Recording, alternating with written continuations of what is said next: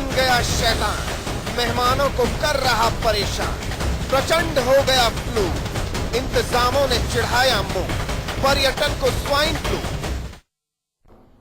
नमस्कार, big bulletin में आपका स्वागत है। आपके साथ मैं धर्मराज सिंह। स्वाइन फ्लू के कहर ने सबका सत्यानाश कर दिया है। देशी क्या विदेशी क्या, सब मौत की कतार में खड़े दिखाई दे रहे हैं।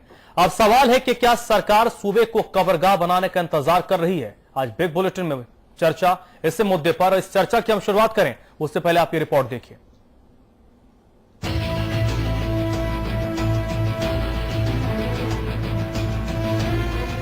मौत सेंचुरी के आंकड़े से बढ़कर डबल सेंचुरी बनाने में जुटी है।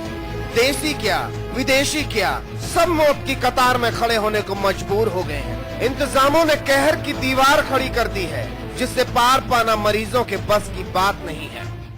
I'm going home tomorrow, so I hope I won't catch it anymore. Maybe when I'm come home, I'll see my own doctor. ना, हम तो काली सुबह चला जाएंगे इधर से लट के।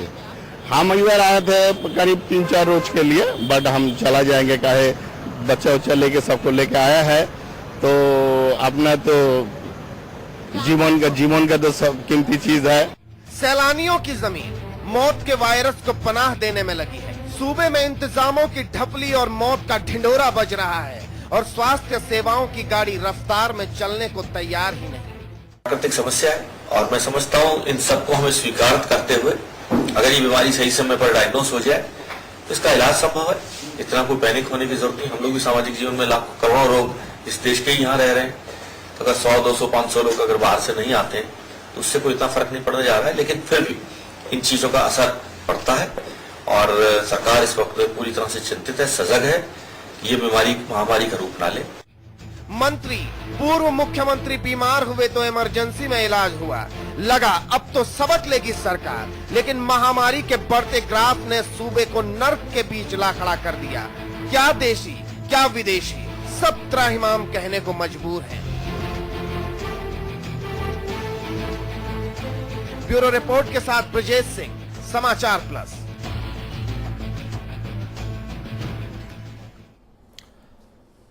तो रिपोर्ट आपने देख ली। स्वाइन फ्लू अब महामारी बन चुका है, लेकिन राज्य सरकार और स्वास्थ्य मंत्रालय की शिथिलता देखते ही बनती है, क्योंकि सरकार गंभीरता दिखा रही है, लेकिन जो आंकड़े लगातार बढ़ रहे हैं वो सरकार की गंभीरता पर सवाल खड़े कर रहे हैं कि आखिरकार क्या वाकई सरकार गंभीर है, स्वास्थ्य महकमा गंभीर है। आज चर्चा इसी मुद्दे पर इस वक्त मेरे साथ बीजेपी के नेता सुरेंद्र सिंह नरूका साहब जुड़ रहे हैं, साथ ही साथ कांग्रेस पार्टी के नेता है राजीव अरोड़ा साहब और निशा पारिक, सामाजिक कार्यकर्ता। आप तीनों का स्वागत है। और हमारे मैनेजिंग एडिटर अमिताभ अग्निहोत्री जी भी इस चर्चा में मेरे साथ जुड़े हुए हैं। आज की चर्चा की शुरुआत सुरेंद्र सिंह नरूका साहब आपसे ही करूंगा, क्योंकि आपकी पार्टी सत्ताधारी है और जिम्मेदारी आप पर ही बनती है कि इन चीजों पर अंकुश लगाए। सरकार गंभीर है, सरकार संवेदनशील है, इन 2-3 चीजों को छोड़ के से इतर जमीनी हकीकत क्या है? क्या वाकई जमीनी रूट लेवल पर कोई काम हो रहा है इसे रोकने में? जमीनी रूट लेवल पे बिल्कुल काम हो रहा है, तभी ये रुक रही है। सरकार बिल्कुल इसमें गंभीर है। हमारे माननीय मुख्यमंत्री जी इसमें बहुत ज्यादा गंभीर है। केंद्रीय जो मंत्री आए थे वो भी गंभीर है। इसी गंभीरता के कारण आज जितने रोगी आप देख रहे हैं कि वो अस्पताल में पहुंच रहे हैं, उनका इलाज हो रहा है, अस्पताल तक ये बीमारी ना पहुंचे इसके लिए जागरूकता की जा रही है। केंद्रीय मंत्री भी हमारे रोड पे हैं और बाकायदा इसमें आयुर्वेदिक रूप से, एलोपैथिक रूप से जिस तरीके से भी इलाज किया जा सके वो इलाज करने में हम गंभीरता दिखा रहे हैं और उस अनुरूप इलाज भी हो रहा है। नरूका साहब, आपके स्वास्थ्य मंत्री ने कहा 7 करोड़ का सूबा है, घर घर जाके थोड़ी ना चेक करेंगे स्वाइन फ्लू। इतनी स्वाइन फ्लू के लिए, स्वाइन फ्लू की जो बीमारी है, बीमारी का इलाज डॉक्टर करेंगे, लेकिन जागरूकता के लिए घर घर जाके लोगों को जागरूक भी करना जरूरी है। तो जागरूकता होगी तभी इसके रोकथाम होगी। अब आप बोल चुके ना, मेरा सवाल सुन लीजिए। क्या लोकतांत्रिक शासन व्यवस्था में किसी भी मंत्री का और खासतौर पर स्वास्थ्य मंत्री का यह बयान उचित है कि 7 करोड़ की आबादी है, क्या करें? तब उत्तर प्रदेश में तो 22 करोड़ की आबादी है, पूरे देश में 1 अरब 25 करोड़ की आबादी है। सरकार का आबादी के अंदर जो बीमारी है, उस बीमारी को जो बीमारी का इलाज क्या है? बीमारी का इलाज दवाइयां तो है ही, दवाइयों के साथ साथ लोगों को जागरूक नहीं, करना भी है। मेरे प्रश्न जब का- जागरूक करेंगे तभी तो वो रोकथाम होगी। मेरे प्रश्न का और उत्तर वो जागरूकता हम नीचे के स्तर से लेकर ऊपर तक के स्तर पर कर रहे हैं। नरूका साहब, आपने एक ही बात 3 बार दोहराई, फिर भी मेरे सवाल का जवाब नहीं आया। खैर चलिए, नहीं, आपके बिल्कुल सवाल का जवाब ही आपने नहीं, कहा जवाब नहीं दिया। करोड़ नहीं, ठीक है, आ गई आपकी बात, आगे। राजीव जी, गुड़ न दे गुड़ जैसी बात करे, एक कहावत है हिंदुस्तान में बड़ी पुरानी। जी हाँ, आपातकाल में जब ऐसी परिस्थितियां बने तो जनता बहुत आशा भरी निगाह से हुकूमत की ओर देखती है जी, और खासतौर पर उस विभाग का मंत्री अगर ये कह दे कि भाई क्या करें, सरकार 7 करोड़ की आबादी है, तो मन टूटता है ना सूबे का कि नहीं?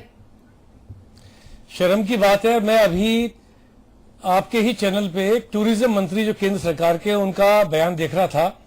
मैं राजस्थान पर्यटन विकास निगम का पहले डायरेक्टर भी रहा, फिर अध्यक्ष भी रहा। ये बहुत सेंसिटिव इश्यू है पर्यटन के हिसाब से। पर्यटन मंत्री बोले कि 50 लोग नहीं आए तो उससे क्या फर्क पड़ेगा, करोड़ों लोग इस देश में रहते हैं। बड़ा आश्चर्य की बात है। ये मालूम पड़ता है कि गंभीरता की कितनी ज्यादा कमी है अच्छी बात और कितने बड़े रूप में अमिताभ जी ये बीमारी फैल चुकी है, ये महामारी बन चुकी है। वो खुद डॉक्टर हैं, उनको विश्वास नहीं हो रहा। 1 जनवरी से लेके आज 13 फरवरी तक 143 मौतें राजस्थान में हो चुकी हैं और पूरे देश में जहां जहां पे भी स्वाइन फ्लू हुआ है उसमें सबसे ज्यादा अगर मौतों का रेशियो है तो वो राजस्थान के अंदर है। जब 250 मरीज दिल्ली में बीमार थे, 5 मौत हुई थी, राजस्थान में तो 50 से ऊपर मौतें हो चुकी थी। इससे स्वास्थ्य विभाग की व्यवस्था की पोल खोल दी है। महत्वपूर्ण बात क्या है कि जब राजस्थान में मालूम है कि स्वाइन फ्लू तेजी से बढ़ रहा है और ये संक्रामक बीमारी है और राजस्थान का करीब हर जिला इससे प्रभावित है, उसके बाद भी चाहे बस स्टैंड हो, चाहे रेलवे स्टेशन हो, चाहे एयरपोर्ट हो, उसके ऊपर कोई भी किस्म की जानकारी नहीं ली जा रही, कोई चेकिंग नहीं करी जा रही, कोई व्यक्ति उसको अलग करा जाए। कल ही एक स्विस जो टूरिस्ट था जिसकी जैसलमेर में घूम रहा था, उसकी मृत्यु हुई है, जोधपुर आके मृत्यु हुई। 30 जने उसके ग्रुप के साथ हैं। किसी की जिम्मेदारी नहीं है कि उन 30 पर्यटकों की तुरंत जांच कराई जाए, क्योंकि वो तो उसके संग रहे हैं, लंबे समय तक उसके साथ रहे होंगे। जब वो खत्म हो गया तो इसका मतलब वो बीमारी उनके संग पहुंच भी सकती है।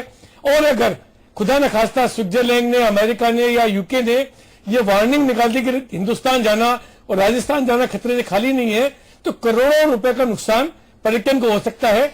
ऐसा मैक्सिको में और यूएसए में 2009 से लेकर 2011 के बीच में हो चुका है, जब मिलियंस ऑफ डॉलर का नुकसान हुआ और पर्यटन को वापस पटरी में लाने में बहुत समय लगा। आश्चर्य की बात यह है कि जब पूर्व मुख्यमंत्री और गृह मंत्री जब बीमार हुए, उनके बारे में खबर आई तो थोड़ा बहुत या कोई विभाग जागा, लेकिन तब मालूम पड़ा कि टेमू फ्लू की गोलियां है नहीं अस्पतालों में, छोटे अस्पतालों में मालूम नहीं है। प्राइवेट अस्पतालों के अंदर अगर दवाई देंगे तो उसका पुनर्भरण राज्य सरकार के द्वारा करा जाएगा। थोड़ा सा इसके बारे में कई सारी हैं राजीव, उस पर आगे हम नरूका साहब से जवाब लेंगे। यहाँ पर निशा जी को मैं चर्चा में लाऊंगा। निशा पारिक जी, आप हम लोगों से बेहतर समझती है, आपने दोनों की बातों को सुन लिया। वाकई क्या राजस्थान में स्वास्थ्य में अमला सक्रिय है? जयपुर की विशेष तौर पर आप बता दीजिए, राजधानी है। जी, मैं जो स्थिति आज चल रही है कि जिस तरीके से स्वाइन फ्लू एक महामारी की तरफ फैलता चला जा रहा है, 1 से लेकर 143 जो मौतें हो रही हैं राजस्थान में बढ़ती चली जा रही हैं, तो पर्यटन ही नहीं, जो आम जीवन है, आज जब हम जाकर देखें, सामाजिक कार्यकर्ता होने के नाते जब ये जागरूकता का जो काम आता है वो हम सबसे पहला निभाते हैं। हम अस्पतालों में जाकर जो स्थिति देख रहे हैं तो दवाइयों की कमी नहीं है और मरीजों की कतार लगी हुई है। उस स्थिति में हमारे स्वास्थ्य मंत्री जी हैं, उनको भी ये सोचना चाहिए और सरकार को भी ये सोचना चाहिए कि चुनावों को इतना ज्यादा महत्व न दिया जाए। और उस स्थिति में जहां एक के बाद एक मौतें लगातार होती चली जा रही हैं, तो ये बहुत बड़ा प्रश्न चिन्ह है हमारे चिकित्सा विभाग के ऊपर कि जिस तरीके से बढ़ रहा है, विदेशी लोगों को भी हो रहा है, डॉक्टर्स को हो रहा है, वहाँ के जो वार्डन्स हैं उन सबको स्वाइन फ्लू होता जा रहा है। तो इसमें ये पता लग रहा है कि इस विषय को लेकर सरकार जो है वो सक्रिय नहीं है, क्योंकि अगर सक्रियता होती तो आज इसका आंकड़ा कहीं ना कहीं कंट्रोल में आता। बिल्कुल, एक वक्त था राजस्थान मृतकों के मामले में तेलंगाना से बहुत पीछे था, अब तेलंगाना से बहुत आगे निकल चुका है। सुरेंद्र नरूका साहब, आपने सरकार की गंभीरता पर बात की। मैं एक सवाल आपसे पूछता हूं और मैं जयपुर में ही आज रहूंगा। एसएमएस अस्पताल राजस्थान का सबसे बड़ा अस्पताल है। कल रिपोर्ट आई कि वहां पर जो मास्क लगाकर लोग घूमते हैं, 20,000 मास्क की जरूरत है, उपलब्धता सिर्फ 25,000 थी। कैसे माने? 5,000 की उपलब्धता, 5,000 की उपलब्धता थी, 20,000 चाहिए थी, 5,000 की उपलब्धता थी। काढ़ा जो उदयपुर में पिलाया गया उसको पीने के बाद लोग बीमार पड़ गए, हम कैसे माने? नहीं, बिल्कुल जो राज्य सरकार स्वास्थ्य डिपार्टमेंट है उसने जितनी भी स्वाइन फ्लू के लिए मास्क, दवाइयां, उनकी पूर्णतः व्यवस्था है। जैसे अभी मैडम ने भी फरमाया कि दवाइयां काफी है, लेकिन वहां पे जो मरीज है उनका इलाज नहीं हो पा रहा है। मैं कह रही हूँ दवाइयां भी है और उनका इलाज भी हो रहा है। अगर दवाइयां है और उस और इलाज हो रहा है, दिल्ली सफदरजंग से डॉक्टर गए थे एसएमएस अस्पताल, दिल्ली सफदरजंग से डॉक्टर गए थे, लताम लगा के आए कि क्या तैयारी कर एसएमएस अस्पताल में नहीं, राजस्थान के जितने भी सरकारी अस्पताल है उन सभी अस्पतालों में बाकायदा पूरी दवाइयां उपलब्ध है स्वाइन फ्लू के लिए। और एक हमने बाकायदा ये जो बैंड बना के और मॉनिटरिंग कमेटी बना रखी है, डॉक्टर्स को भी दे रखा है, तो डॉक्टर्स भी गांव-गांव जाके और इसमें जागरूकता भी कर रहे हैं और इलाज भी करवा रहे हैं। सुरेंद्र सिंह जी थोड़ा रुकिए। कल एसएमएस अस्पताल पर हमने खबर चलाई, मैं आपकी कहीं नहीं मानूंगा, न निशा पारिक की कहीं मानूंगा, जो मेरा कैमरा देखेगा मैं वो बात सही मानूंगा। मैंने खबर चलाई, वहां के कर्मचारियों ने, वहां के अधिकारियों ने ये बोला कैमरे पर कि भाई, हमारे संवाददाता ने पूछा कितने की जरूरत है, बोले 20 से 25 हजार मास्क चाहिए यहां जो स्थिति है कितने, बोले 5000। ये स्थिति कल की थी जब 143 मर चुके, इतने दिनों से स्वाइन फ्लू का तांडव जारी है, तब आप मास्क का इंतजाम नहीं कर पाए। कहां? एसएमएस अस्पताल में। तो मैं कैसे मान लूं श्रीगंगानगर में, झुंझुनू में, बाड़मेर में, राजस्थान के इंटीरियर में आप बिल्कुल एक्टिव हो गए, जब हार्ट ऑफ द कैपिटल आप नहीं कर पा रहे, जो सूबे का प्राइम हॉस्पिटल है, वहां 20,000 के बदले 5,000 की उपलब्धता है, और आप मुझे बता रहे हो कि ये मान लो कि सरकार बहुत गंभीर है और सब व्यवस्था दुरुस्त हो गई। सरकार बिल्कुल गंभीर है। जो भी बुलेटिन में, मीडिया में जो बताया जा रहा है, आप ये तो बताओ कि इस इलाज की रोकथाम में सरकार ने कितने कदम उठाए, सरकार ने कितनी रोकथाम की। उस रोकथाम को नहीं बता के केवल मात्र ये बताया जा रहा है कि ये बीमारी में 143 खत्म हो गए, 143 खत्म हो गए। कोई भी बीमारी को रोकथाम के लिए जो इलाज करवाया जा रहा है, रोकथाम के लिए जो इलाज हो रहा है, उनको भी तो बताएं आप। नरूका साहब, ये काम आप कर रहे हैं ना? कर रहे हैं, बिल्कुल हम कर रहे हैं, लेकिन जो मीडिया जिस हिसाब से प्रचार कर रहा है कि राजस्थान में एक महामारी होगी, ऐसी कोई महामारी नहीं है। बाकायदा उस पर इलाज हो रहा है, बाकायदा रोकथाम हो रही है, और इस रोकथाम के कारण ही, नरूका साहब रुकिए, रोकथाम के कारण ही 143। राजीव अरोड़ा जी, मुझे ये बताइए, संवेदनशीलता का सवाल है, कितने मरने पर महामारी मानी जाएगी? कोई नंबर तय किया क्या राजस्थान ने कि भाई इतने मरने तक महामारी नहीं मानेंगे? जो रोग ही संक्रामक रोग हो, उसमें अगर पहली मौत होती है उसके बाद ही तुरंत कार्रवाई शुरू करनी चाहिए थी, क्योंकि जब खांसी से, छींकने से, थूकने से अगर ये रोग फैलता है तो हमको तभी चिंता करनी चाहिए, पहले दिन उसको एक्शन होना चाहिए था, जो अब तक एक्शन हुआ नहीं। महत्वपूर्ण बात यह है अमिताभ जी, इसके ऊपर एक खाली स्वास्थ्य विभाग की अब बस की बात रही नहीं, इसमें टास्क फोर्स बनाने की जरूरत है, जिसमें समाज कल्याण विभाग जुड़ा हुआ हो, जिसमें शिक्षा विभाग जुड़ा हुआ हो, जिसमें ट्रांसपोर्ट डिपार्टमेंट जुड़ा हुआ हो। समाज कल्याण क्यों? क्योंकि मेरा काम यहाँ पे खाली आके किसी की आलोचना करना नहीं है, हमको इसका निदान भी बताना पड़ेगा। मेरा सोचना यह है कि अब समय आ गया है, सरकार के हाथ से बात निकल चुकी है, समाजसेवी संस्थाओं को, एनजीओज को इसमें शामिल करना चाहिए, उनकी मीटिंग लेनी चाहिए, स्वास्थ्य मंत्री को, मुख्यमंत्री को, समाज कल्याण विभाग के द्वारा जो आंकड़े हैं, जो समाज सेवा काम करते हैं, उनको जोड़ना चाहिए। उसी तरीके से हर स्कूल के अंदर सवेरे सवेरे जब असेंबली होती है तो चाहे 2 मिनट की, 5 मिनट की इसकी फिल्म दिखाई जाए, वहां पे कोई बच्चा हो जो ऑलरेडी जिसको खांसी जुकाम या ऐसे कोई लक्षण हो, उसका तुरंत इलाज कराया जाए। इसी तरीके से जो ट्रांसपोर्ट डिपार्टमेंट है उसको भीड़ वाले जगहों पे, चाहे वो रोडवेज हो, चाहे वो रेलवे हो, चाहे एयरपोर्ट के ऊपर अपनी चौकी बनानी चाहिए, वहां पे जांच करनी चाहिए, इसके बारे में चेतना पैदा करनी चाहिए।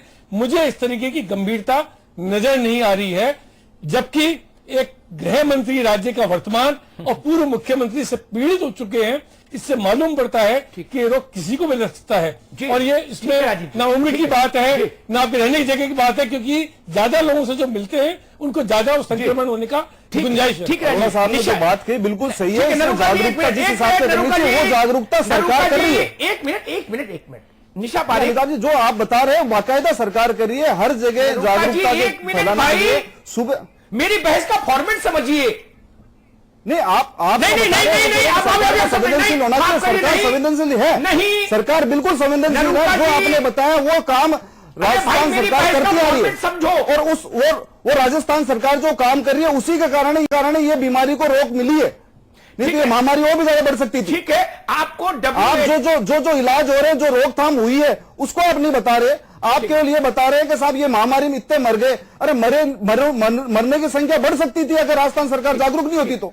हमारे स्वास्थ्य मंत्री जागरूक नहीं होते तो ये और टारगेट बढ़ सकता था। नरूका जी, अगर 143 मरने के बाद आप मुझसे ये उम्मीद करो कि मैं राजस्थान सरकार को प्रशस्ति पत्र जारी करूं, तो ये भूल जाइए, ठीक है ना। और आपका अवसर आए तो बोलिए। अभी नहीं नरूका जी, अभी नहीं। 43 नरूका जी अभी भाई नहीं। नरूका जी की आवाज म्यूट करिए, अभी नहीं।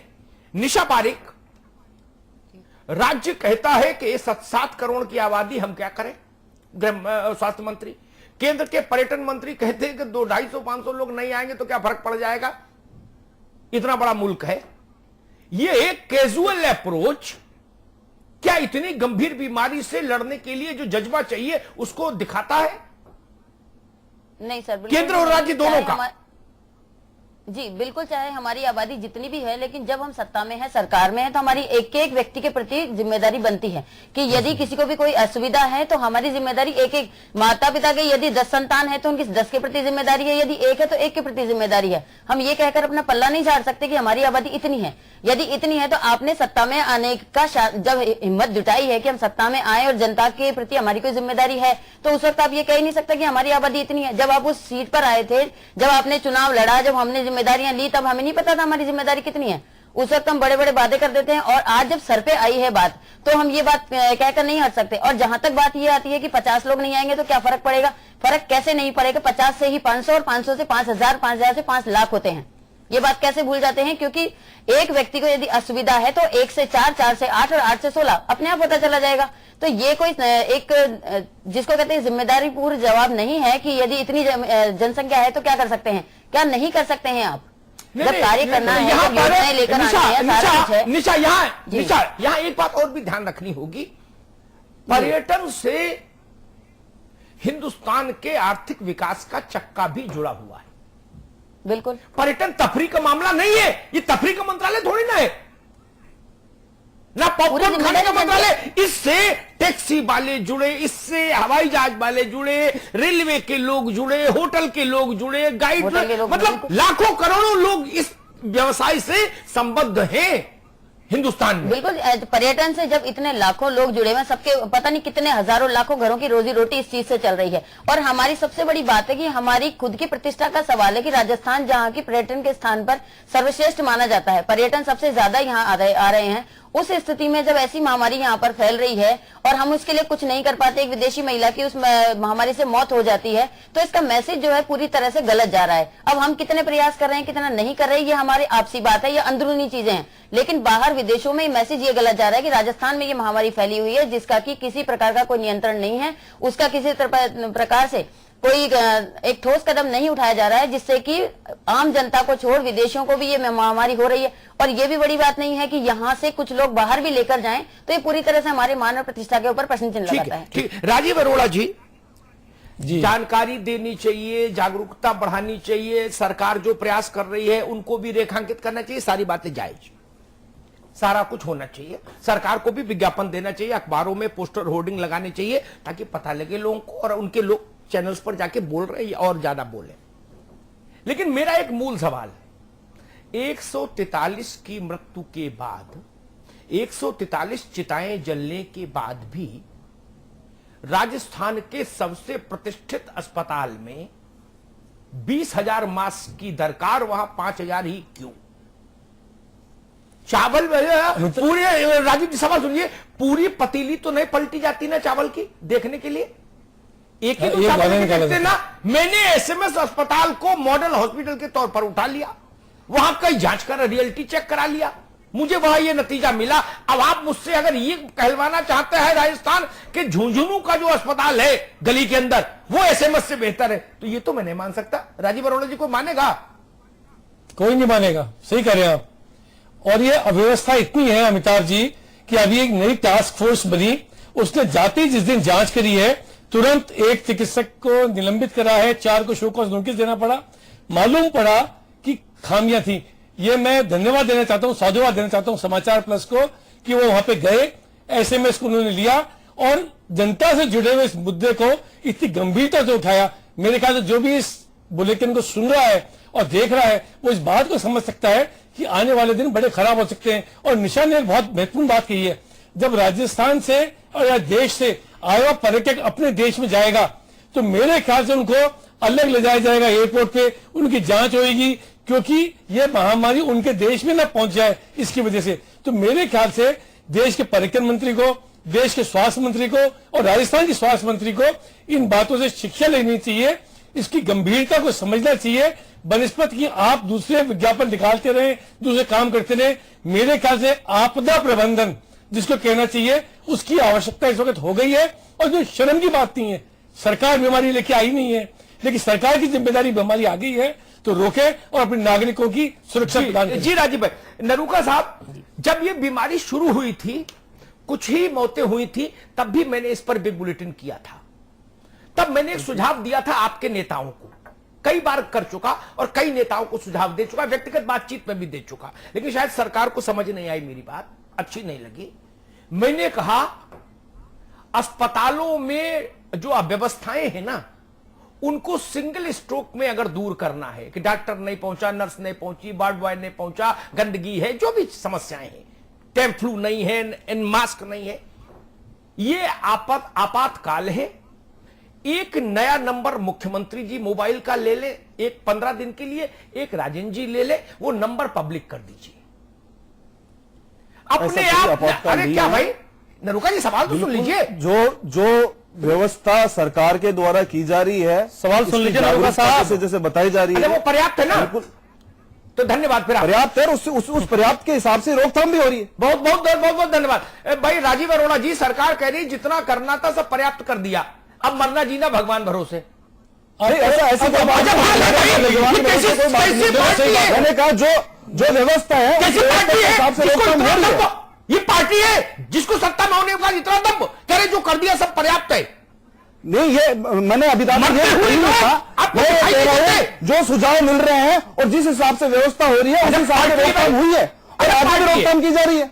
नरूका साहब, रोकथाम की जा रही है। नरूका जी, राजस्थान के लोग सुन रहे हैं, आपकी हमदर्दी देख रहे हैं। बिल्कुल, राजस्थान के लोग सुन रहे हैं, इसीलिए मैं कह रहा हूं कि ये प्रचार इस तरीके से प्रचार प्रसार नहीं किया जाना चाहिए, बल्कि ये प्रचार राजस्थान सरकार ने किस तरीके से आगे काम किया जाए। नरूका जी, एक बात बार बार रिपीट नहीं करिए, कुछ नई बात लाइए। राजीव अरोड़ा जी, एक मिनट, निशा एक मिनट।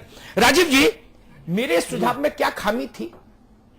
मुख्यमंत्री और मुख्यमंत्री जी, मैं कह रहा हूं हर मीटिंग, हर सार्वजनिक सभा में सबसे पहले स्वाइन फ्लू के लिए ही मैडम ये कह रही है, अरे भाई, आपके अगर थोड़ी बहुत भी किसी को कोई है उसकी जांच की जाए, तुरंत जांच की जाए।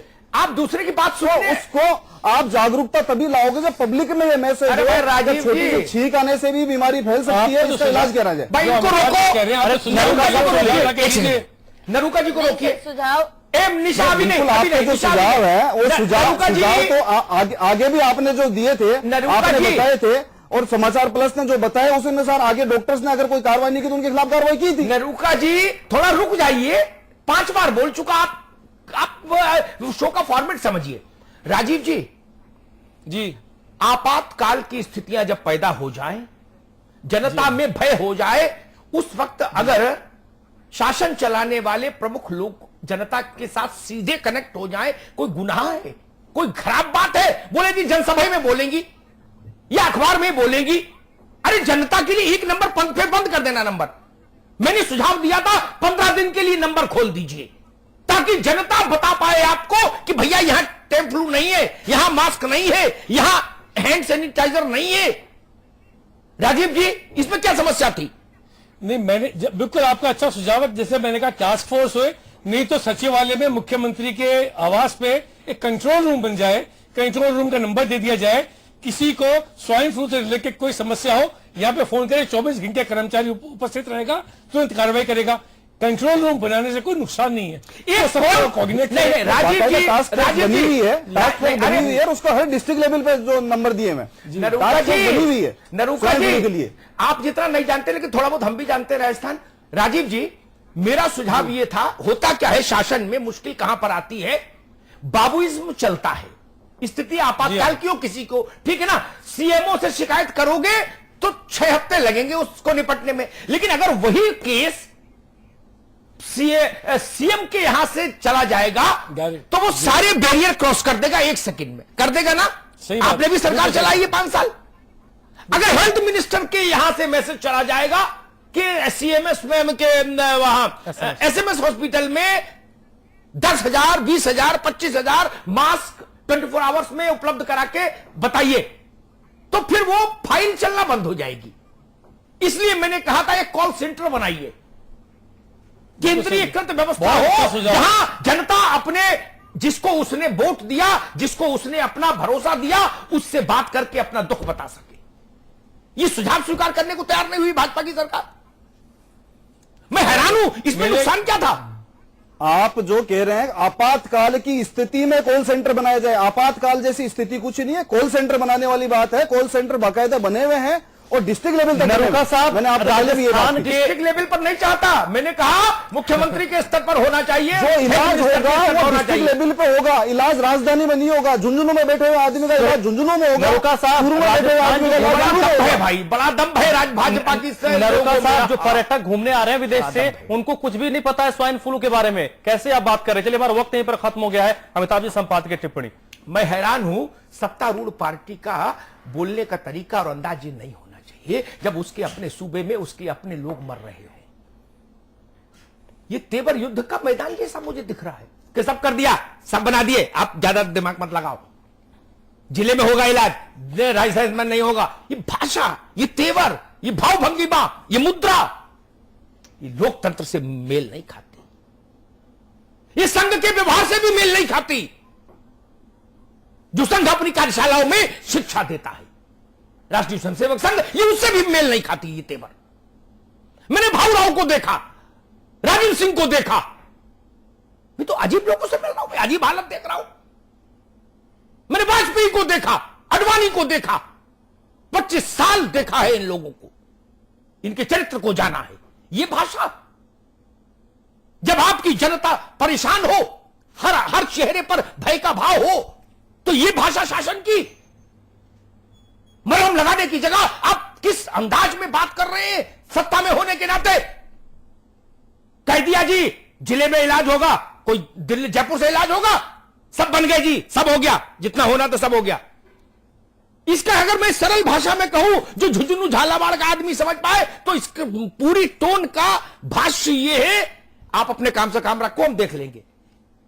सत्ता ऐसे बोलती है क्या? सत्ता किसी व्यक्ति की होती है क्या? पार्टी की होती है क्या? सत्ता आवाम की होती है, आवाम के वोट से बनती है, आवाम के वोट से बिखर जाती है। किस बात का गुरूर, किस बात का दंभ, और इस विपत्ति काल में दंभ। घर में मैयत हो तो आंख नम हो जाती है। तेवर, लड़के के ब्याह में तेवर हो तो समझ आता है, राजीव अरोड़ा जी, मैयत में तेवर अच्छे नहीं लगते।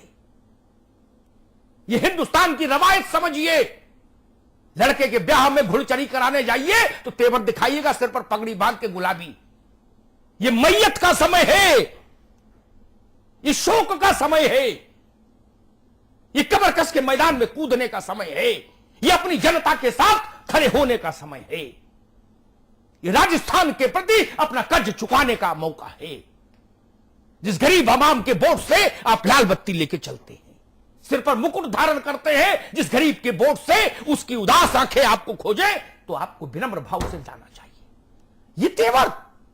ये तेवर नीचे तक जाएंगे तो अधिकारी तो त्राहिमाम कर देंगे, हाहाकार मचा देंगे, सुनेंगे ही नहीं किसी की।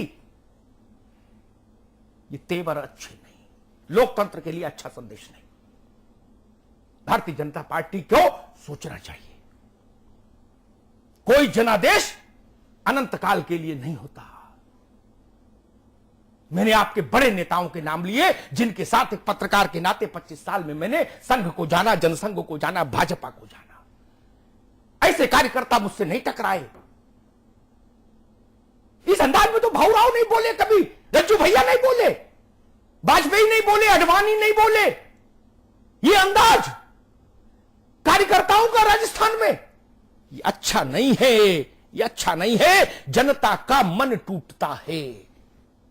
इस वक्त जनता के कंधे पर हौसले का हाथ रखने का वक्त है, और केवल भाजपा का नहीं, सबका, हम सबका ये फर्ज है। जो लोग सक्षम है राजस्थान में, मैं सबसे अपील करता हूं, राजीव अरोड़ा जी से खास तौर पर कहता हूं, सार्वजनिक जीवन में तमाम क्षेत्रों में ये सक्रिय हैं राजस्थान में, मैं निवेदन करूंगा तमाम सामाजिक संगठनों को, राजीव भाई सक्रिय करिए, ये कर्ज चुकाने का समय है। वो ज्वेलर्स का एसोसिएशन हो, वो समाज का एसोसिएशन हो, वो रोटरी हो, जेसीज हो, क्लब हो, सबको लगाइए मैदान में। जितना कर सकते हैं उतना करें। ये नम आंखों का वक्त है। एक ने एक शम्मा अंधेरे में जलाए रखिए, सुबह होने को है, माहौल बनाए रखिए। राजस्थान फिर जीतेगा, फिर स्वस्थ होगा, लेकिन हमारी भी कुछ जिम्मेदारी है, हम अपनी जिम्मेदारी निभाएं। बहुत बहुत धन्यवाद। तो चलिए, आज के चर्चा में अभी बस इतना ही। सुरेंद्र सिंह नरूखा साहब, बहुत बहुत शुक्रिया चर्चा में जुड़ने के लिए। राजीव अरोड़ा जी बहुत बहुत शुक्रिया। निशा जी, फारिक जी बहुत बहुत शुक्रिया। अमिताभ जी, आपका भी बहुत बहुत शुक्रिया।